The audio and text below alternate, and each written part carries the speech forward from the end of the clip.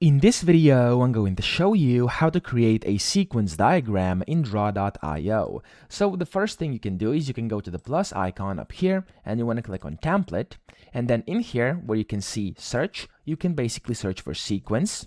Like this, press enter, and here you have a bunch of different sequence diagrams you can basically use as a template, like for example this one. You can click insert and it's going to get put inside your board, and you can then go ahead and customize it and do whatever you want with it. But if you'd like to start from scratch, you can of course just go ahead over here on the left, you can click on more shapes and find some different shapes that you could actually use to create your sequence diagram. Okay, so there's a bunch of different ones. You can just go ahead and click wherever you want.